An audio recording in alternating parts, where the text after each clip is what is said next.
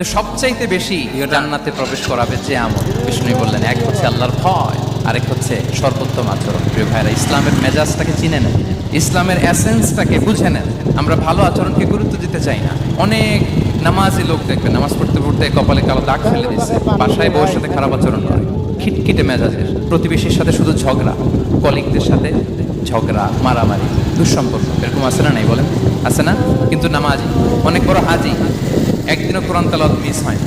তো এত আবাদত করেও সে ইসলামের আসল এসেন্সটাকে ধরতে পারে না। বিষ্ণু বললেন সবচেয়ে বেশি জান্নাতে প্রবেশ করাবে যে দুটি আমল, একটি হচ্ছে তাকওয়াল্লাহ, আল্লাহর ভয়, আরেকটি হচ্ছে উত্তম আচরণ, সর্বোত্তম আচরণ। তো আমরা যেন উত্তম আচরণের অধিকারী হই, আমার স্ত্রীর সাথে যেন ভালো আচরণ করি, প্রতিবেশীর সাথে যেন ভালো আচরণ করি, ছেলে মেয়েদের সাথে যেন আমাদের অ্যাটিটিউডটা ভালো থাকে, আচরণটা ভালো থাকে, কলিগের সাথে যেন ভালো থাকে। বিশ্বনবীর আচরণ যেমন ছিল তেমন আচরণ যেন আমরা করে তুলতে পারি। আওয়াজ করে পড়ুন আমিন। শুনানে আবু দাউদের এক